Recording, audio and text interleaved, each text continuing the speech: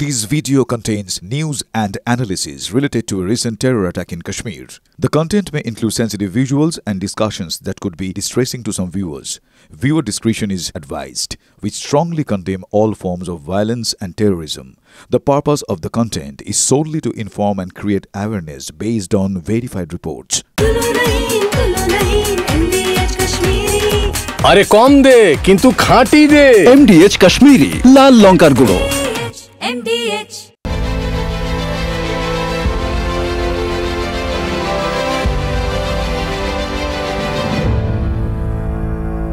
ঠোঁটকাটা special আর আপনারা জানেন ঠোঁটকাটা special মানে এই মুহূর্তের গুরুত্বপূর্ণ মানে বিগ ব্রেকিং যাকে বলে এই মুহূর্তের সবথেকে বড় 10টা খবর আমি আরো বড় করে আপনাদের দেখাবো। আমি পিসিআর কে বলবো বিগ বলে প্লে করতে একটা একটা করে 10টা খবর দেখি।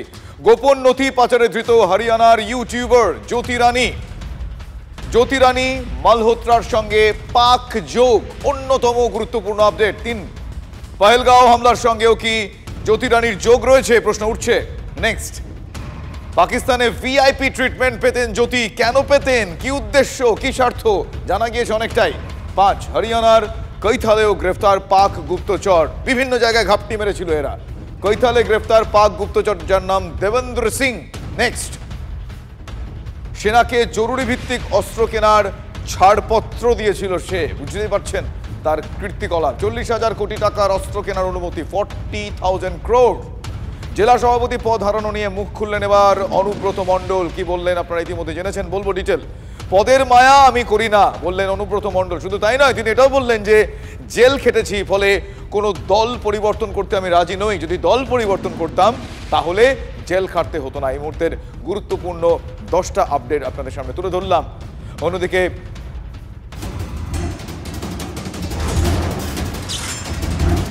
যদি আসল চোরের রানীর পরিবার যদি একই হয় তা অন্যরা হবে কেন? ধারে আলাদা বাঁশ হয় না। তোর কটা ঘর রে, তোর কটা টলার রে, তোর কটা পেট্রোল পাম্প রে, তোর কটা বাড়ি রে। নিজে খেলি, বউকে দিলি, বাদ গেল না খালি। এই জেলা থেকে কয়েকজন হরমত আমাদের থেকে সবকিছু নিয়ে যত চাকরি মিদনাপুর জেলায় দেওয়া হয়েছে, বাঁকুড়া জেলায় দেওয়া হয়েছে, পুরুলিয়া জেলায় দেওয়া হয়েছে এবং মুর্শিদাবাদ মালদায় দেওয়া হয়েছে। আর তারা চাকরিগুলো অনেক জায়গায় বিক্রি করেছিল, এটা আমরা জানতাম না। মমতা ব্যানার্জি রাজনীতি করার ওর জেনে রাখা দরকার। আমার বাড়ির বিপিন অধিকারী ব্রিটিশের জেলে ছিল 8 বছর। উনি ওই টালিঘাটে প্রতিগন্ধময় নালার পাশে থাকতেন। ওনার মানসিকতাটাও এইরকম আছে, পরিবর্তন হয়। আরো অনেক কিছু আছে বললাম না। চোরেদের রানী এখনো জেলে যায়নি।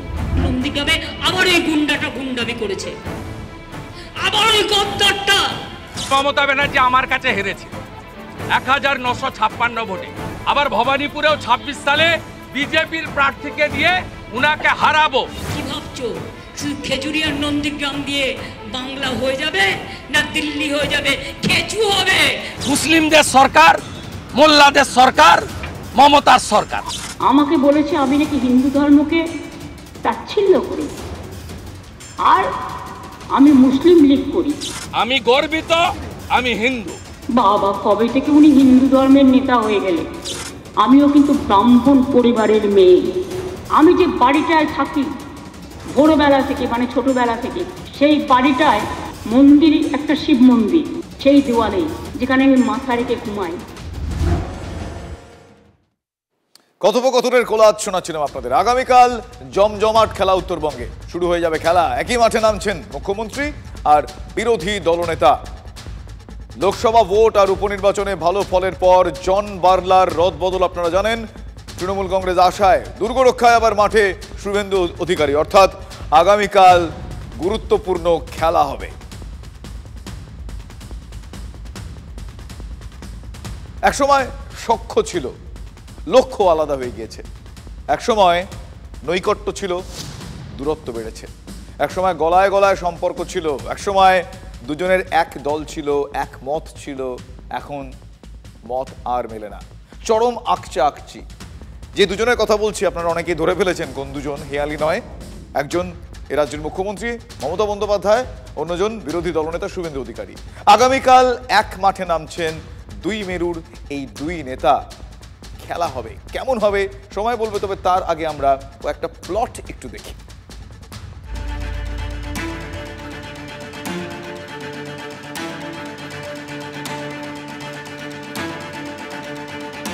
রাজ্য রাজনীতির নজর এবার উত্তরবঙ্গে। একদিকে যেমন 4 দিনের সফরে শিলিগুড়িতে আসছেন মুখ্যমন্ত্রী মমতা বন্দ্যোপাধ্যায়। মাননীয় মুখ্যমন্ত্রী পর্যটনের জন্য এখানে আসেন। যখনই উনি আসেন উত্তরবঙ্গের জন্য ভালো কিছু খবর তিনি নিয়ে আসেন। আর একই সঙ্গে আগামীকাল উত্তরবঙ্গে আসছেন বিরোধী দলনেতা শুভেন্দু অধিকারী। মুখ্যমন্ত্রী তার ব্যর্থতার আয়না নিশ্চিতভাবে শুভেন্দুদার মুখ থেকে তিনি শুনতে পারবেন। বিরোধীদের যদি মনে হয় যে মমতা বন্দ্যোপাধ্যায় যাচ্ছেন তাই সেখানে ছুটতে হবে, তো যদি তারা সেগুলো করবেন, মানুষের মধ্যে তাদের কোনো জায়গা নেই। ভোটের মানচিত্রে উত্তরবঙ্গ এখন পাখির চোখ তৃণমূলের কাছে। বিজেপির দুর্গ বলে পরিচিত উত্তরবঙ্গে গত কয়েকটি ভোটে শক্তি বেড়েছে তৃণমূলের। দেখা যাচ্ছে যে বাই ইলেকশনগুলো এবং পার্লামেন্ট ইলেকশন সবটাই তৃণমূলের পক্ষে উত্তরবঙ্গের মানুষের সমর্থন বাড়ছে। সুতরাং সেটা 26-এর নির্বাচনে অনেকটাই বাড়বে, এটা আমরা বিশ্বাস। তৃণমূলের দাবি, গত কয়েকটা নির্বাচন বা উপনির্বাচনে উত্তরবঙ্গের মানুষ তৃণমূলের পক্ষে রায় দিচ্ছেন। তাই 26-এর নির্বাচনের আগে আরো বেশি আসনকে লক্ষ্য করেই এগিয়ে যাওয়া হবে। টার্গেট আগে সরকারে থাকুক, 2026-এর ভারতীয় জনতা পার্টি যে জায়গায় পৌঁছবে তৃণমূল এখনো কল্পনা করতে পারছে না। নতুন সরকার ভারতীয় জনতা পার্টির হাত ধরে আসবে এবং আমাদের উত্তরবঙ্গের যে বিধানসভাগুলো রয়েছে সেই বিধানসভায় গতবারের থেকেও বেশি আমরা আসনে জয়লাভ করব। জমি শক্ত করতে ঘন ঘন উত্তরবঙ্গে যাচ্ছেন মুখ্যমন্ত্রী। সরকারি কর্মসূচির পাশাপাশি জনসংযোগ। মমতা জানেন তিনিই শুধু তৃণমূলের গ্রহণযোগ্য ব্র্যান্ড। এবার তার সঙ্গে যুক্ত হয়েছে জন বার্লা ফ্যাক্টর। তৃণমূল থেকে বিজেপিতে গিয়ে কেন্দ্রীয় মন্ত্রী হওয়া জন বার্লা আবারও ফিরেছেন তৃণমূল কংগ্রেসে। জন বার্লা আমাদের দলে ছিল, কিন্তু পরবর্তীতে বিজেপিতে গেছিল, কেন্দ্রের মন্ত্রী ছিল। জনভিত্তি আছে, আদিবাসী সম্প্রদায়ের মধ্যে ভালো খেলোয়াড় ছিলেন। একজন চা বাগানের প্রত্যন্ত মানুষকে ভারতীয় জনতা পার্টি দেশের মন্ত্রী করেছিলেন। তিনি আজকে কোথায় ছিলেন আর কোথায় পৌঁছেছেন সেটা ওই অঞ্চলের লোকরাই আরও ভালোভাবে সেটা জানেন এবং উপলব্ধি করেন। আজকের দিনে দাঁড়িয়ে অসাধু রাজনৈতিক ব্যক্তিত্বদের যে রমরমা, তার মধ্যে জন বার্লা একজন পোস্টার বয় হিসাবে থাকতে পারে। নিঃসন্দেহে এই জায়গায় আমাদের দল এমনিই অনেক শক্তিশালী, কিন্তু জন বার্লা আসাতে বিজেপি ওখানে নেতৃত্বহীনতায় ভুগবে। সোমবার শিলিগুড়ি পৌঁছেই বাণিজ্য বৈঠক করবেন মুখ্যমন্ত্রী মমতা বন্দ্যোপাধ্যায়। শিলিগুড়িতে যখন বাণিজ্যের উন্নতিকল্পে সভা করবেন, তখন শুভেন্দু সভা করবেন ডুয়ার্সের চা বালায়। মুখ্যমন্ত্রীর বাণিজ্য বৈঠকের আগেই বার্লার ঘাঁটি বানারহাটে পদযাত্রা সেরে ফেলবেন বিরোধী দলনেতা। দল ছাড়ার পর শুভেন্দুকেই টার্গেট করেছিলেন বার্লা। अपना ही पार्टी के लोग वर्तमान पश्चिम बंगाल का विरोधी नेता शुभेंदु अधिकारी ने मुझे इतना बड़ा हॉस्पिटल बन रहा है, 100% फंड, ये ऐसा नहीं कि स्टेट का शेयर 40-60 नहीं है, 100% फंड लेके MU साइन करना था, लेकिन यहाँ से हमारा मिनिस्ट्री में फोन गया और मुझे रोका गया। इस प्रकार से अगर डेवलपमेंट काम को अगर रोका जाए तो कौन वैसे पार्टी करेगा? उन्हीं যা যা বলেছেন ওটা আইপ্যাকের লিখে দেওয়া স্ক্রিপ্ট। আর তৃণমূলের একটা ক্রাইটেরিয়া আছে, যদি কোনো গ্রামেও কেউ যোগদান করে তাকে আইপ্যাক থেকে লিখে দেওয়া হয় শুভেন্দু অধিকারীকে আক্রমণ করতে হবে। আমি জন বার্লাকে মেল পাঠিয়ে দিয়েছি, উনি যা যা বলেছেন ওনাকে প্রমাণ করতে হবে। প্রমাণ না করলে ওনার সঙ্গে আমার কোর্টে দেখা হবে। মঙ্গলবার শিলিগুড়িতেই পরিষেবা প্রদান অনুষ্ঠান। পরদিন একাধিক জেলাকে নিয়ে প্রশাসনিক সভা করবেন মুখ্যমন্ত্রী। যখনই উনি আসেন উত্তরবঙ্গের জন্য ভালো কিছু খবর তিনি নিয়ে আসেন। আজ পর্যন্ত মুখ্যমন্ত্রী আসার কারণে এই উত্তরবঙ্গের হাল হকিকতের কোনো ধরনের পরিবর্তন ঘটেনি। নিশ্চিতভাবে মমতা বন্দ্যোপাধ্যায়ের উপস্থিতি তৃণমূলের কাছে একটা ইতিবাচক পরিস্থিতি। মাননীয় মুখ্যমন্ত্রী পর্যটনের জন্য এখানে আসেন। ওনার কাছে কিছুদিন আবহাওয়া পরিবর্তন করবার জন্য উত্তরবঙ্গে এসে কিছু বিভ্রান্তি, কিছু মিথ্যা প্রতিশ্রুতি, কিছু গল্প আর কিছু ছবি, এর মধ্যে দিয়ে মুখ্যমন্ত্রীর সফর শেষ হয়। বানারহাটের কর্মসূচি সেরেই ফিরে আসবেন শুভেন্দু। আর ওই তো উত্তরবঙ্গে গিয়ে এখন আর কি হবে? উত্তরবঙ্গে তো বিজেপির চা বাগান বেল্ট এবং বরিষ্ঠ নেতা জন বার্লা তিনি তো বিজেপির কত খারাপ, বিজেপি কেন আদিবাসীদের দেখতে পারে না সেগুলো বলেই তো তিনি দলত্যাগ করে চলে এসছেন তৃণমূল কংগ্রেসে। রাজ্যের মুখ্যমন্ত্রী যদি ভেবেই থাকেন উনি একাই সব কিছু করে যাবেন, ওনার মিথ্যার আর স্তোত বাক্যে একতরফা চলতে থাকবে, সেটা বন্ধ হওয়া দরকার। আর সেই বন্ধ হওয়ার জন্য একটা আয়না দরকার, সেই আয়নার নামই হচ্ছে শুভেন্দু অধিকারী। ভোট অনেক দূর, কিন্তু বাড়ছে ভোটের গরম। সেই আঁচ এবার লাগছে উত্তরবঙ্গে। High voltage operation Uttarbanga.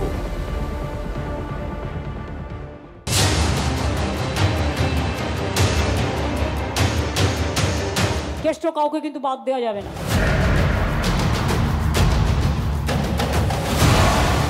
আমরা সবাইকে কাছে টেনে নেব।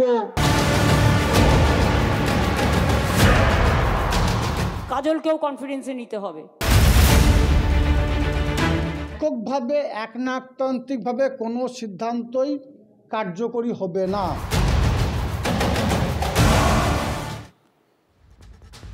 মমতা বন্দ্যোপাধ্যায়ের নজর শুধু উত্তরবঙ্গে নয়, কিন্তু বীরভূমেও তিনি নজর রেখেছেন। তৃণমূলের সর্বময় নেত্রী মমতা বন্দ্যোপাধ্যায়ের নজর বীরভূমে যে বিশেষভাবে রয়েছে আজ প্রমাণ পাওয়া গিয়েছে। আজ বীরভূমে কোর কমিটির রবিবাসরীয় বৈঠক চলাকালীন কেষ্ট মণ্ডল মানে অনুব্রত মণ্ডলকে ফোন করেছিলেন তৃণমূল সুপ্রিমো। বেশ কিছুক্ষণ দুজনের মধ্যে কথা হয়। অনুব্রতকে কেন ফোন করলেন মমতা বন্দ্যোপাধ্যায়? জেলায় দলের চেয়ারপারসন, বীরভূমের কোর কমিটির অন্যতম সদস্য আশিস বন্দ্যোপাধ্যায় সেখানে ছিলেন, কাজল শেখ ছিলেন, শতাব্দী রায়, চন্দ্রনাথ সিনহা ছাড়া কোর কমিটির বাকি সদস্যরাও বৈঠকে ছিলেন।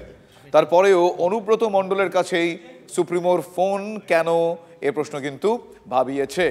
দেখুন, দলনেত্রীর সঙ্গে কেষ্টর সম্পর্কের যে রসায়ন, শাসক সুপ্রিমো তাকে যতটা স্নেহ ভরসা করে এসেছেন, তাতে এই প্রশ্নটা দুদিন আগে হলেও উঠতো না, কিন্তু উঠেছে। কিন্তু সদ্য ক্ষমতার ভরকেন্দ্র বীরভূমে বদলেছে। আপনারা জানেন, বীরভূমে জেলা সভাপতির পদ তুলে দিয়ে সেখানে অনুব্রত মণ্ডলের কুর্সিটাই কেড়ে নিয়েছে দল। একসময় যিনি বীরভূমের শেষ কথা বলে এসেছেন, এখন সেই কেষ্ট মণ্ডল দলের কাছে মুকুটহীন সম্রাটও নন। শেষ কথা বলার জন্য কোর কমিটি রয়েছে, তিনি সেই কোর কমিটির একজন সদস্য মাত্র। সুপ্রিমো ফোন করে দলের সেই বার্তাটাই কি পাখি পড়ার মতো করে কেষ্টর কানে ঢুকিয়ে দিলেন? এই প্রশ্নটা গুরুত্বপূর্ণ হয়েছে। আজকে সেই মিটিং চলাকালীন যে মুখ্যমন্ত্রী ফোন, তার মানে বোঝা গেল অনুব্রত মণ্ডলের প্রতি মাননীয় মুখ্যমন্ত্রী এই যে একটা সেই টাইমেই ফোন এবং তার সঙ্গে কথা বলা এবং যে প্রোগ্রামগুলো হয়েছে সেই প্রোগ্রামের ব্যাপারেও বিস্তারিত অনুব্রত মণ্ডল মুখ্যমন্ত্রীর গোচর এনেছেন। মুখ্যমন্ত্রী সেটাকে সবুজ সংকেত দিয়েছেন। এছাড়াও আমি যেটুকু শুনলাম সেটা যে কোর কমিটি মিটিং তুই ডাক, তো বল আমি কেন ডাকবো, সব কথাগুলো তো কানে আসেনি। অনুব্রতর খাস লোক বিকাশ রায়চৌধুরী এর বাইরে আর কি বা বলতে পারেন? বিকাশবাবু বোঝাতে চাইলেন জেলার একচ্ছত্র কুর্সিটা অনুব্রত চলে গেলেও সর্বময় নেত্রীর কাছে তার গুরুত্ব কিন্তু এতটুকুও কমেনি, বরং অনুব্রতই বিনয়ের সঙ্গে নেত্রীর আর্জি ফিরিয়ে দিয়ে দায়িত্বটা চেয়ারপারসন আশিস বন্দ্যোপাধ্যায়ের হাতে ছেড়ে দিয়েছেন। মানে আজকে বৈঠকের পর আশিস বন্দ্যোপাধ্যায় মিডিয়াকে কি বললেন সেটা শোনা দরকার, কারণ গুরুত্বপূর্ণ কিছু বিষয় সেখানে রয়েছে। আসুন শুনি। যে বৈঠক না হওয়া নিয়ে যে বিভাজন তৈরি হয়েছিল, আজকে কি সেই বিভাজন কাটলো? আপনারা দেখলেন তো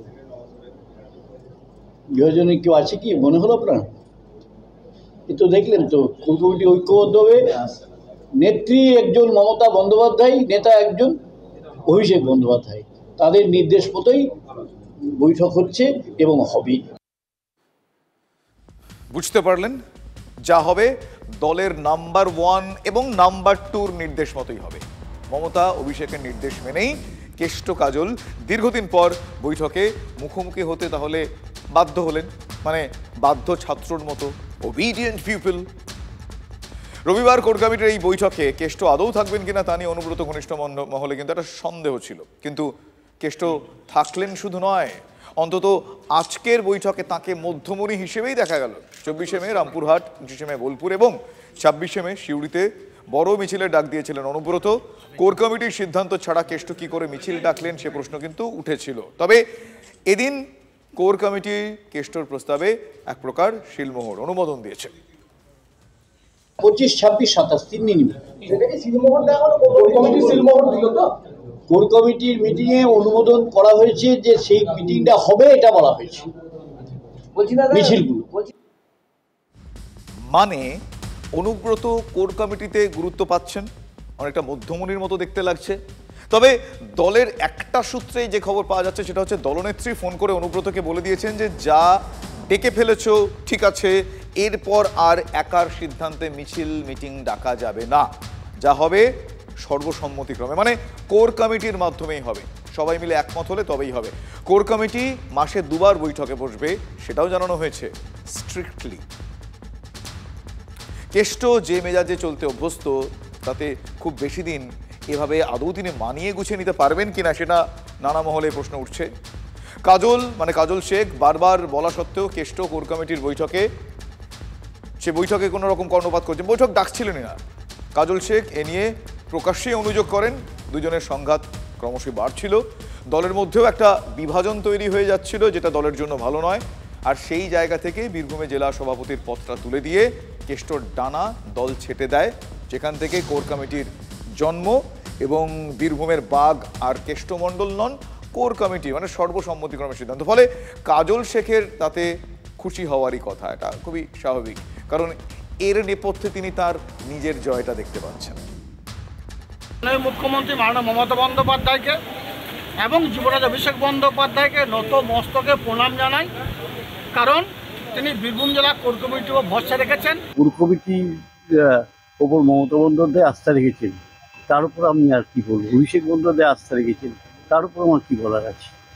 অনুপস্থিতিতে কোর কমিটি চালিয়েছে তো। আমাদের কোর কমিটি যেটা ছিল 7 জন ছিল, সেটা 9 জন হয়েছে।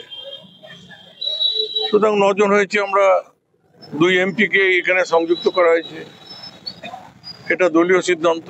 এবং কোর কমিটি খুব ঐক্যবদ্ধভাবে কাজ করেছে এবং আগামী দিনেও কোর কমিটি ঐক্যবদ্ধভাবেই করবে। 21 নির্বাচন, 23 নির্বাচন, 24 নির্বাচন বীরভূম জেলা কোর কমিটি পরিচালনা করেছে, সুশৃঙ্খলভাবে পরিচালনা করেছে, কাটাকাটি খুনোখুনি রাহাজানি ছাড়াই। দেখুন, কাজল শেখ এই কথাটা বারবার বলছেন, জেলায় তিনি বলেছেন, সর্বোচ্চ নেতৃত্বের কাছেও তিনি বলেছেন। নিশানা যে অনুব্রত, সেটা কোনো রকম বলার অপেক্ষা রাখে না, তার কারণ কেষ্ট তিহাড়ে থাকলেও বীরভূমে তৃণমূলের ফল ভালো হয়েছে আমরা জানি। তিহাড় থেকে ফিরে কোর কমিটিকে বাহবা দিতে কেষ্টমণ্ডল এক প্রকার বাধ্য হয়েছেন। আর সেই কোর কমিটির শক্তিতে ব্যক্তি অনুব্রত দলের কাছে আগের থেকে অনেকটাই গুরুত্ব হারিয়েছেন, কথা নতুন করে বলার কোনো প্রয়োজনীয়তাই নেই।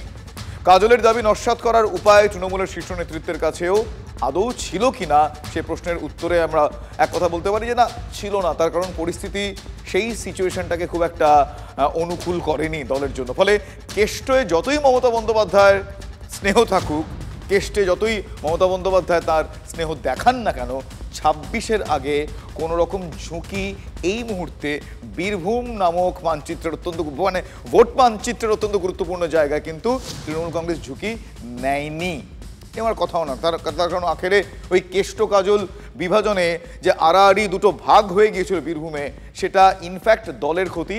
এবং এই মোক্ষম সময় ভোটের আগে এই ক্ষতিটা খুব একটা বেয়ার করতে পারবে না তৃণমূল কংগ্রেস, যে কারণে ও পথই তারা মারাননি।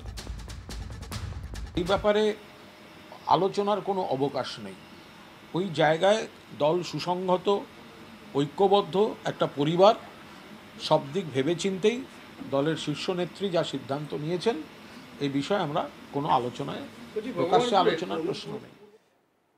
এবার কিছুটা আমি আপনাদের পরপর প্রশ্নগুলোর প্রতিনিধিত্ব করি। আপনাদের মনে যে প্রশ্নগুলো গুনগুন করছে আমি একটু গেয়ে উঠি সে প্রশ্নগুলো। যেমন 1, কেষ্ট এবার কি করবেন? 2, কেষ্ট কাজল সংঘাত সেটা কি শেষ হয়ে গেল, মানে ইতি? 3, কোণঠাসা অনুব্রত আদৌ দলে থাকবেন, তার রোয়াব কিভাবে দেখাবেন? আমরা সবাই এই প্রশ্নগুলোর উত্তর জানতে চাই। আসুন অনুব্রতর কথাতে আমার এই প্রশ্নগুলোর উত্তরের কিছুটা কাছাকাছি যাওয়ার একটা চেষ্টা করি। তার বক্তব্যগুলো শুনলে কিছুটা ইঙ্গিত পাওয়া যাবে তিনি কি বলতে চাইছেন। আসুন শুনি। আমার পদ না পেলে অম্বল হবে এরকম ধরনের মানুষ নয়। আমার তো মমতা ব্যানার্জি রাজ্যসভার মেম্বার করতে চেয়েছিল, তখনই হয়ে যেত। আমি হলে তো অনেক আগে এমএলএ এমপি মন্ত্রী সবই হয়ে যেত। পদের ময় আমি করি না, আর পদ নিয়ে আমি চিন্তা ভাবনা করি। মানুষ সঙ্গে থাকতে পারলি, মানুষের পাশে থাকলি, সেটা আমার কাজ। মানে জেল যখন খেটেছি তখন কোনোদিনই অন্য দলে যাবো, অন্য দলে গিয়ে তার জেল কাটতে হতো না। বুঝতেই পারলেন, পদের তোয়াক্কা কেষ্টমণ্ডল করেন না, দলের প্রতি তাঁর আনুগত্য তিনি বুঝিয়ে দিলেন। আর যারা ধরে নিয়েছিলেন যে এবার বোধহয় বিজেপিতে চলে যেতে পারেন তৃণমূল সুপ্রিমোর স্নেহের কেষ্ট, তাদের আশাতেও কিন্তু ছাই দিয়ে দিলেন অনুব্রত মণ্ডল, তাই নয় কি?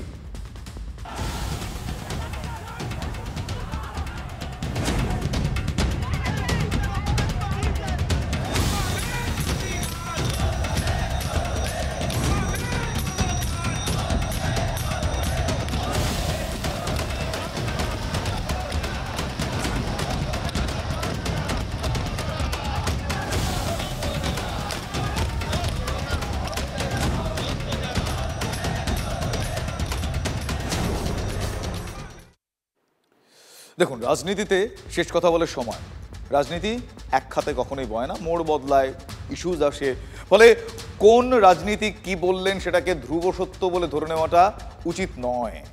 এই যে চাকরিহারা শিক্ষকরা যারা টানা 12 দিন ধরে বিকাশ ভবনের সামনে অবস্থান চালিয়ে যাচ্ছেন, শাসক তো বলেছিল সহানুভূতিশীল, কিন্তু শাসকের পুলিশ বৃহস্পতিবার রাতে লাঠিপেটা করেছে।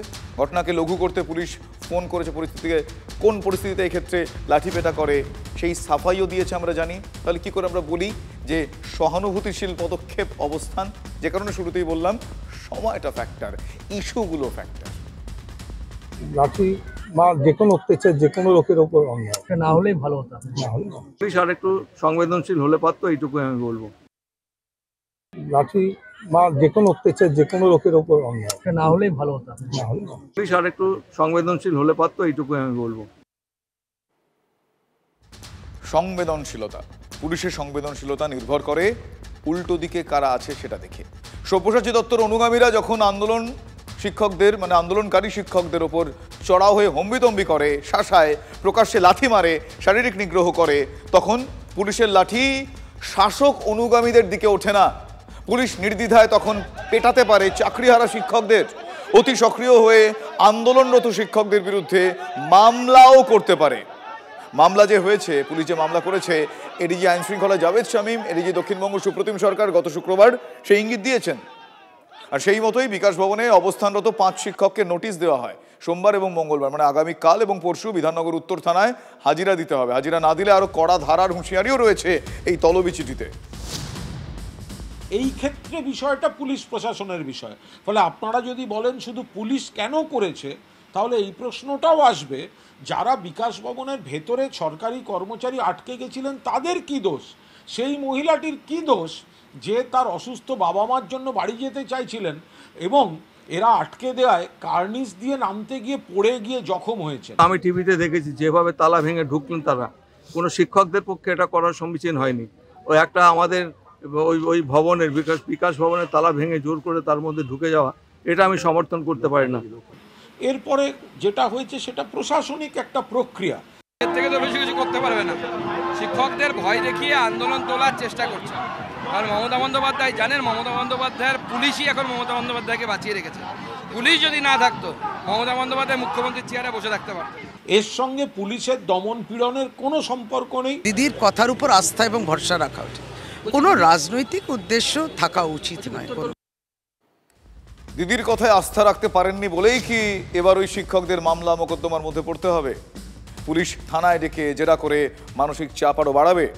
পুলিশের তলব পেয়ে চাকরিহারারা প্রশ্ন তুলেছেন, মার খেলাম আমরা, উল্টে পুলিশ কেন আমাদেরই ডাকছে? পুলিশ দুটো কারণ দেখিয়েছে, 1 সরকারি সম্পত্তি নষ্ট, আর 2 সরকারি কর্মচারীদের কাজে বাধা দেওয়ার চেষ্টা।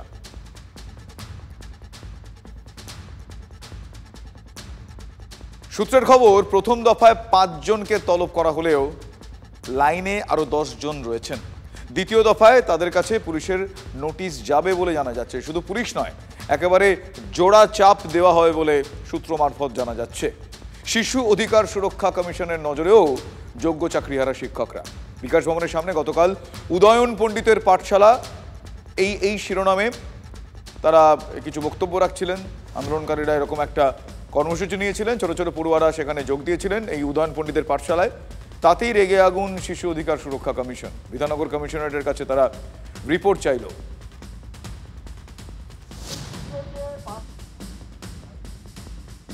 আপনারা ভাবছেন কারণটা কি, মানে কিসের রিপোর্ট? কারণ এই পদক্ষেপ কমিশনের মতে নাকি ইউএনসিআরসির বিরোধী, মানে যেই ধারা বা যেই শর্তগুলো বা যে নিয়মাবলী রয়েছে সেই নিয়মাবলীকে সংক্ষেপে বললে ইউএনসিআরসি, সেটা নাকি লঙ্ঘন করে এই পরিস্থিতি। তারা নিজেদের মতো করে এসেছে, তাদের শিক্ষক শিক্ষিকারা তাদের প্রতি সমব্যথী।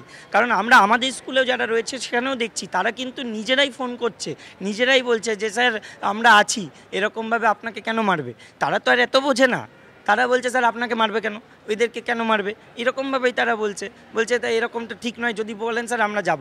কিন্তু আমরা কখনোই বলিনি আন্দোলনের সামিল। রিপোর্ট চেয়েছে, তারা রিপোর্ট দেবেন, আমরা আমাদের মতো করে তার কথা বলবো, আমাদের কথাগুলো। যদি MDH কিচেন কিং কিচেনে থাকি তো আমরা যা ইচ্ছে তৈরি করতে পারি। বেগুনের ভর্তা, আলু কপি, ভিন্ডি মশলা, আরো অনেক কিছু। MDH